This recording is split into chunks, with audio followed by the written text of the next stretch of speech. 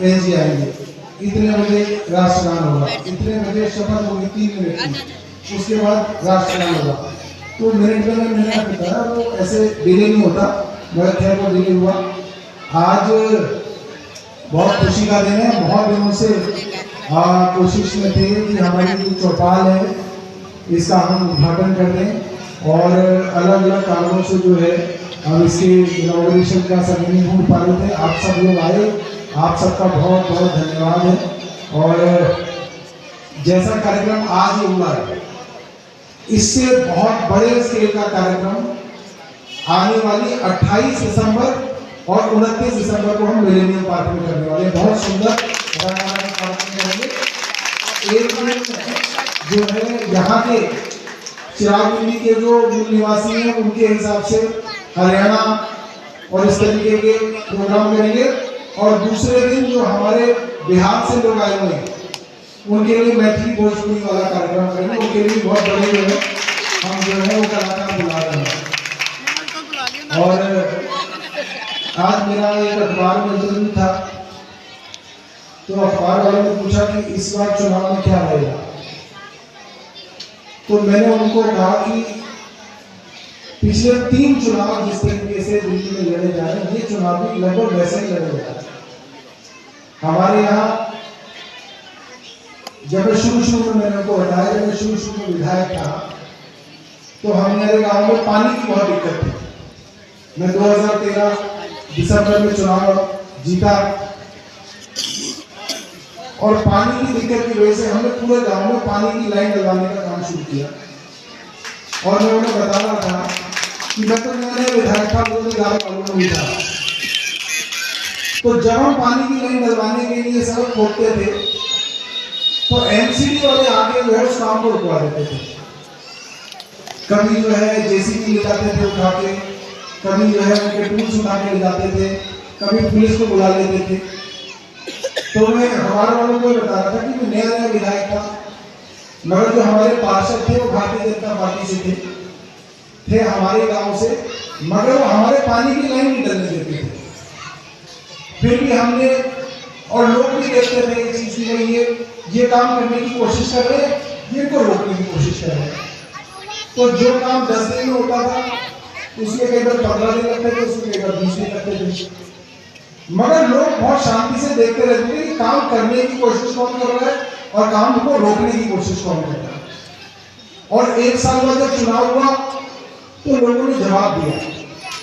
इसी तरीके से दिल्ली के अंदर बैठो नीचे, जब आम आदमी पार्टी की सरकार कुछ काम करने की कोशिश करती है तो भारतीय जनता पार्टी वाले किसी ना किसी तरीके से उसको रोकने की कोशिश करते हैं। कई काम होते हैं, कई काम नहीं हो पाते हैं, कई काम साल में होते हैं, कई काम 2 साल में होते हैं। मगर जनता ये देख रही होती कि काम करने की कोशिश कौन कर रहा है और काम को रोकने की कौन कोशिश कर रहा है। बहरों की चौपाल है हमारे सामने है। आज से करीब 4 साल पहले ये चौपाल बनने वाली थी। इसका 4 साल पहले टेंडर हुआ था, इसका काम शुरू हुआ, और हमारे कई बुजुर्ग जो नहीं रहे, उनकी ये समझ लो कि अपनी आखिरी इच्छा उनकी है कि ऐसे भी बुजुर्ग है, हमारे चाचा सूखा है, वो मैं आते जाते कभी भी जाता था तो मुझे रोके ही कहते थे बेटा चौपाल बनवा दे। अब वो नहीं रहे, मगर ऐसे बहुत सारे लोग थे जिनकी बहुत इच्छा थी कि ये चौपाल बन जाए। चौपाल का काम शुरू हुआ, फिर हमारे कुछ भारतीय जनता पार्टी के लोग हाई कोर्ट चले गए। उन्होंने कोर्ट में ये कहा कि जी पूरा गांव इस पीपल पे पानी डालता है, इसकी पूजा करता है, हम पूजा करते हैं, अगर ये चौपाल बन गई तो हम पूजा कहाँ करेंगे। मैं जानना चाहता हूँ इस पर कौन पूजा करता है, तो सारा गांव जानता है। ये तो हाई कोर्ट को बेवकूफ बनाने वाली बात है। पीछे एक मुकेश शर्मा रहते हैं, बाबा उदय के लड़के हैं वो, उन्होंने, और यहाँ पे कुलदीप गोलैया, ये दोनों बीजेपी के लोग हैं, और इनके साथ कुछ और लोग, इनके पास इतने पैसे नहीं है कि हाई कोर्ट का वकील ले सके। मैं जानता हूँ इनके पल्ले क्या है। इनको किसी ने पैसा दिया इनको किसी ने वकील दिया कि आप हाई कोर्ट में जाओ और ये मुकदमा लगाओ।